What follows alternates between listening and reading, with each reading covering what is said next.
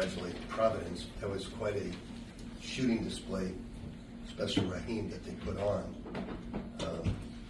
They were down 15 or 16 points, never quit, dug in, and made incredible shots prior to that.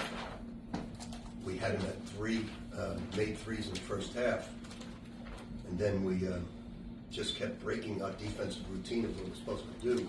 So they deserve all the credit. I don't think my guys understand me. I'm really unhappy with them because that was a losing, not effort, that was a losing way to play the defense at the end of the game. The number one thing we said is we're not going to back up. We're going to pick them up 5-6 feet past the three-point line and not back up. But because we're concerned about missing free throws and missing shots, it affected our defense down the stretch, and that's why I'm very disappointed. So they think I'm going to jump up and down and congratulate, what a great win. It's just the opposite. You lose games when you don't pay attention to your job, and they didn't pay attention to their job. So we're very fortunate and very pleased we won, but very disappointed in the way we played down the stretch. Not offensively, defensively. Let's start with Kevin. Rick, can you describe the similarities of the play where Kadari hits the jumper compared to the play when you guys won up at Providence? Can I compare it? Zuby was a lucky shot. Kadari made a great move. I don't think there's any similarity out of the ball. Was it like a similar play call from you on the sideline? No, we were going to shoot with 4 seconds, and then we almost blew it again because when Kadari didn't score, if you watch the left-hand side, he didn't pick up his man. We're lucky he took a half-court shot because he could have made one pass on the left-hand side and got a lucky 3. So we didn't do our job defensively. And my number one problem with this team is they deflate. You watch Aaron misses a shot, he goes like this. Zuby wants a foul, he goes like this. Can't do that. You gotta be not concerned about it. If you're taking a good shot, that's all that matters. You're taking a good shot. It goes in, great. You miss it, no big deal. You got total freedom to shoot the ball. So we got to stop doing that. We got to focus on defense because we could have lost the game tonight by not doing our defensive job. So it's always better to learn from winning than it is from losing. So we learned a valuable lesson. What was that?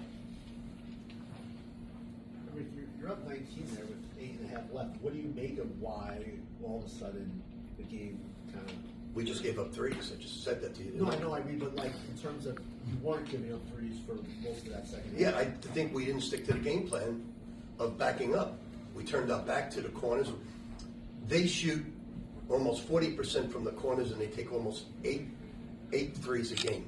We didn't switch out. We gave up the corners. We backed up when they were coming down the court, take a 3. Now look, they're a great shooting team. They put on a display. Raheem was 8 for 11. So we didn't do a good job of guarding him because we said, oh, he's way out of his range. No, he's not way out of his range. That's his range. Rick, your intensity during the game seems to be a lot of the motivation for your players. This game, there was a lot of tenacity between both teams, but again, you seem to be in your players every second of the game. Where do you think the shift came from in terms of their going after the final minutes? Well, we kept not listening to the scouting report offensively and defensively. I'll give you an example. We run a pick and roll into a play on the weak side.